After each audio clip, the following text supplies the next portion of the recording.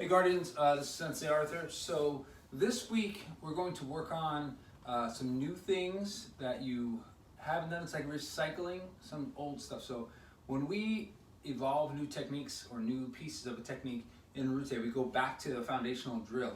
And we plug those new pieces into the foundational drill to train our bodies. So for instance, 10 count, like we're going to do this week and probably next week.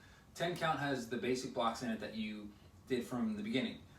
When you want to do a more advanced version of those blocks, like single block evolves into different variations of single block that are much more difficult or sophisticated, and they require more coordination and practice of both sides of the body.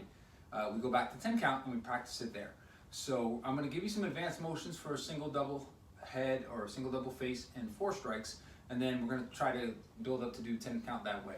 Now, if you're newer and you're doing basic 10 count, then just think of this as extra credit, right? You're not ready for this, you don't need this, but you're gonna get exposed to it, you're gonna do it, you're gonna try it, but make sure you work on the foundational basic 10 count first, that's most important.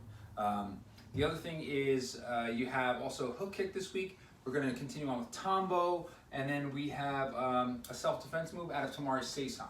So the Tomari Seisan move I'll show you on Zoom, and then we can, after you see it on Monday, you can work on it for the rest of the week on a partner or somebody at home. And then, of course, Tombo, we're going to continue on with the kata, the Tombo kata, Tombo Kihon.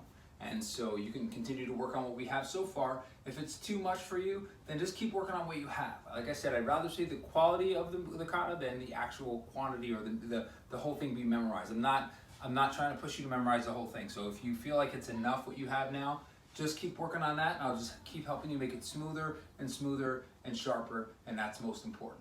If you have that down pretty good and you want to learn more, you can, but believe me, that's not the most important part. So don't worry about getting the rest of it. If it's only a couple more moves and you're good where you are, then don't worry about the extra moves. I'll let you know if you're not really at a point where you need to keep continuing on to get more pieces of the kata, and you should focus on the form. And if I do, don't be offended. It's actually a good thing.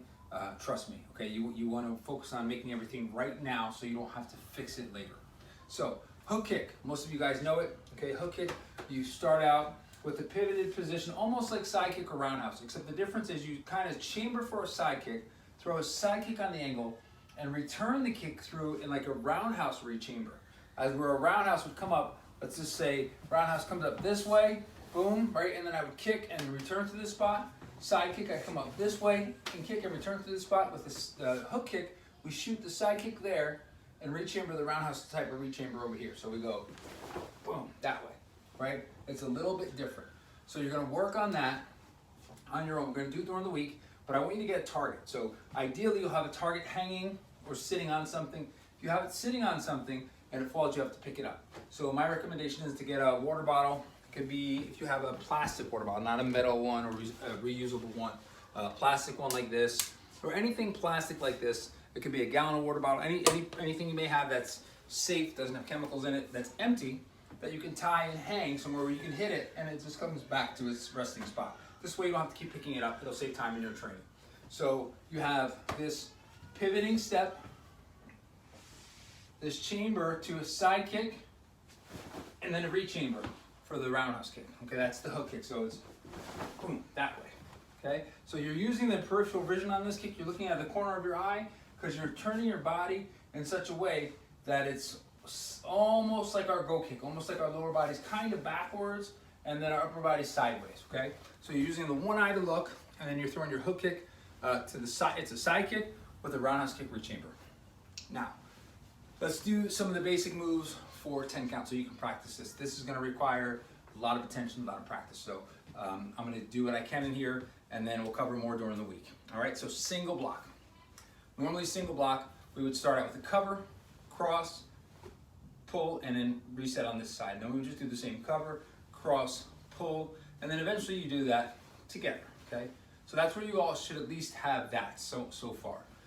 The more advanced version of single block, there's levels to it. So right now we're going to start with an extension of the arms. So instead of going cover X, we're going to go out with our X. My right hand's going to punch out straight. My left hand comes on this side, okay? And then I'm going to come across to this side. Now this can be done both ways. I can go this way, cover on this side, punch this one straight, and do that. It all depends on where you are in your body and what you're doing, but to start, this is the way I think is the easiest. You punch straight off this side, right? This one back fist over underneath, wrist to wrist. So this arm is straight, this arm is across, then I pull this and cover. And then this one goes out, back fist, here. So instead of going one, right, or one, it goes that way. So it's like a double punch together where my arms are crossed, right? I'm crossing out my wrist, but this arm is straight off my body. And the single block one, the one that is gonna end in the position, is the one that's traveling across. So just imagine somebody's punching at me and I have a little bit of space and time. I'm gonna extend my arm out as theirs is coming out. And then as I'm doing that, this one starts to cover, this one comes out over here. So it's coming around their arms. This one's coming out and making an opening, and this one's fitting through the opening and then sneaking through the backside instead of trying to go like this. This is a very basic interpretation and motion for single block. This is the more advanced one, and it's much more applicable in a covering a strike and protection sort of way. So we're gonna go out and back fist. I'm breaking this down and learning speed and learning steps. Obviously this is together, right? It's not, okay, but I'm gonna show you the pieces so you can work on them, then eventually smooth it into one motion. So out, back fist, turn the cover, single, out, back fist, turn the cover, single, out, back fist, turn and cover, single, out, back fist, cover, single. So eventually we have even this where we hit this as a strike. I think that's a little much for you right now, but it starts to head in that direction. So punch, back fist, covering turn, and single. Boom, boom, punch, punch, punch, back fist, punch. Okay, there you go. And that's your single block. Now, for the more advanced version of double block, it's the same thing, except I go here, here, here. When this goes here, I just hit this one down, okay? Boom, boom, cover, single, double. Boom, boom, cover, single, double, right? Punch, back fist, cover, single, double. Now, that is a more advanced way than before, but there's other levels to this one as well, where it gets a little more sophisticated in the number of strikes you can do in each part of the double block. There's something called kake, kakeru, or kakeru means multiple striking, and kake means to stack or cross. So when you're doing the multiple strikes, you're trying to make as many beats or hits as you can with the action that could be useful if somebody was striking at you. So you want to be able to strike at any given point in time while your hands are in motion and not just committed to 2 beats, 1, 2, 1, 2, right? I want my hands to be able to strike independently even though I'm using them kind of at the same time. All right, so this is the first taste of that where you're going 1, 2, 3, right? 4, 5. That's like a basic version of that. If you look at those positions, those can also be hits or beats on the motion. Headlock is similar. You go out, go to the middle on this one, but I can go to the side too, but headlock will go to the middle, and as we do that, we come up this way. All right, and then I come out, back fist, and as I back fist, see the back fist is this way. So it has this rolling motion, back fist, so almost like my palm is up, boom, and I flick it back, okay? So I'm gonna go here,